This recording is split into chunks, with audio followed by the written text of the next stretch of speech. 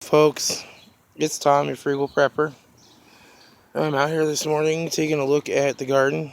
Um, Pretty much all the plants have grown. Um, the peppers maybe not have grown quite as much, but they are growing and getting bigger. And the tomato plants, many of them have nearly doubled in size from the tiny seedlings that they were. And I generally find that this early growth period with my last Mittleider gardening is double in size every week.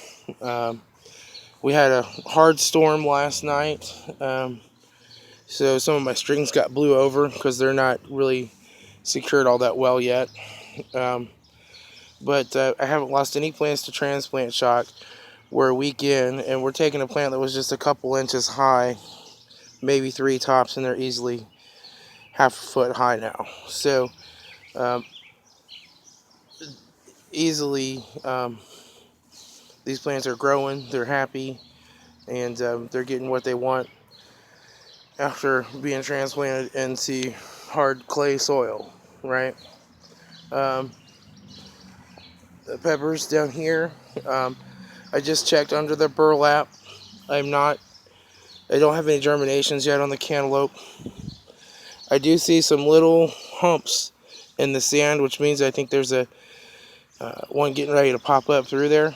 As soon as they break ground, I'll remove the burlap. I'll just check them every day. Um, these can take 10 to 15 days to germinate, so I'm not at any place of concern yet for them.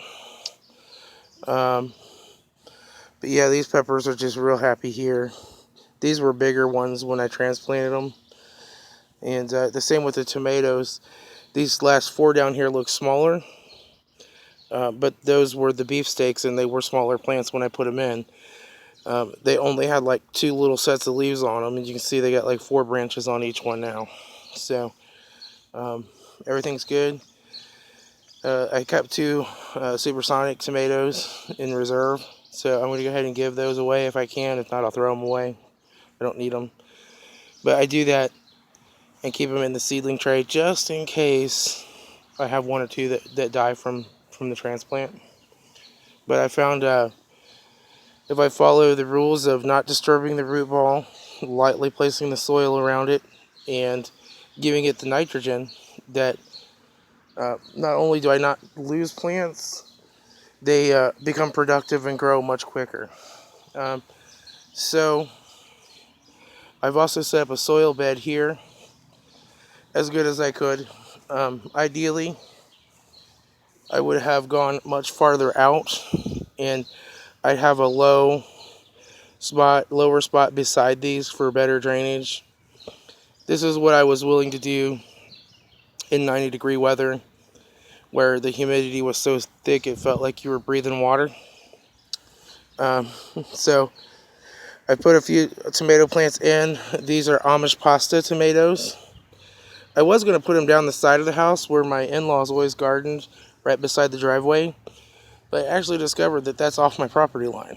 I looked it up, and my property line, my garage actually hangs a little over the property line. We've got new neighbors. They've been cutting that area and maintaining it, so rather than dealing with that, I just decided to put them back here. And then I have one Roma tomato here that I'm going to get transplanted. I didn't get nitrogen on these after I planted them yesterday. Right before I got that one planted, the skies opened up and lightning started coming down, and I had to go inside.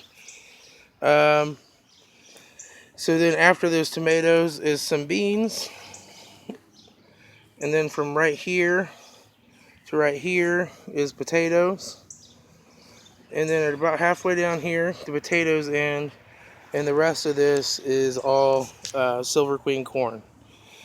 And if you look here, I didn't get my humps quite perfect on the string. We take and tie these 30-foot lengths of string to stakes on the corners to just kind of define the area. And I tried to keep it pretty straight, but my humps kind of got closer together at the end. Um, but it is very level. I noticed when it was pouring down rain as I was running in from the shed that this was all had even amount of water all across it. So It's fairly level.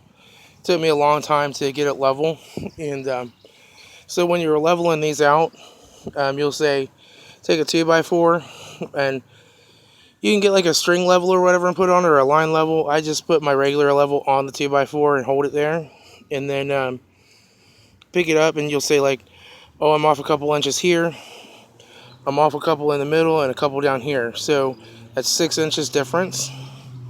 So I won't move the middle soil.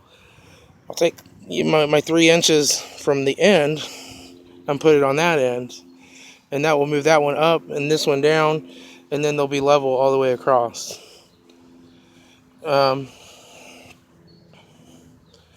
you want to get it level for the nutrients in the water to distribute evenly. So that's what's going on there. While it was raining, I did go into the shed here, do a little more organization and setup since the last time you've seen it.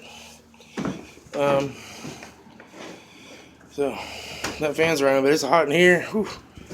The fan don't even need to be on, really. I'm gonna leave it on for now because it's hot. I don't have the windows open. These are the shelves from my old garage. I got those moved over and kind of set up. Then I have all my buckets down here with dolomite lime, potash, NPK, extra NPK, and then I just made up a new batch of weekly feed right here yesterday. So that's ready to go.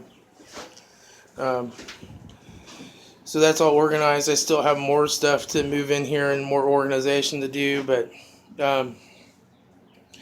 this is how I've got it set up for right now. I've just got me an extension cord run out here. I got a couple lights up there.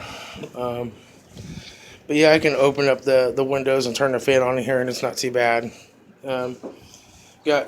Since my father-in-law already had one of these grinder things in the garage, I took mine, which was my dad's, and put it out here for sharpening lawnmower blades and that kind of stuff. But kind of all set up. Garden tools are all tucked back there in the corner. Then I'll have a special spot for my two-way hose, since I'll use that all the time. And all the common tools here. So this shed's working out great. I'm fitting a lot more in here than I ever thought I would. So happy with that. Also, another thing I'll talk about is, ideally we would remove all this grass and we would till way out and have just dirt. I'm fat, I'm lazy, and I smoke too much, and I have diabetes and high blood pressure. So this is what I did. It worked pretty well before. I'll just come down here and lower the mower deck really low, if you can see the difference over here, and cut it really down low. And what's going to happen is towards the end of the season, when the rain stops, that grass is going to burn up and die. And then as it dies, I'll just start hitting it with the two-way hoe, cleaning it out. And if any little spots pop up again, hit them, and then this will be all dirt. So ideally I'd till this whole area and then do this, but I guess I'm kind of lazy. And yes, you shouldn't change the recipe. Oh, we got a couple mama robins teaching their baby robin to fly over there. They're not happy about me being over there. But I wouldn't recommend that you change the recipe to exactly how the book tells you to do it. I've changed the recipe in a couple little ways. I still get great results, and that works for me, but it may not work for you in your area, right? I have really good growing conditions. Typically, we have good topsoil here in Ohio. So I may have a little bit more of a buffer. And if I did follow the recipe exactly and use 2x8s and sand and sawdust and really till this whole area and not have the grass along the edges competing, I may have even better results than I do. But what I have right now has been good enough. So I just thought I would show you all this. And I'll keep you updated, probably weekly, on the garden. I imagine by this time next week, it'll be time to start putting the strain around the stems of some of these tomato plants. I'm also going to add some more supports for this T-frame. It's just a little too wobbly for my liking, for as much weight as I'm going to have on it. So we'll see how that all goes, but that you'll see that in the next video as well. Alright folks, this is Tom, your Frugal Prepper. I'll talk to y'all later.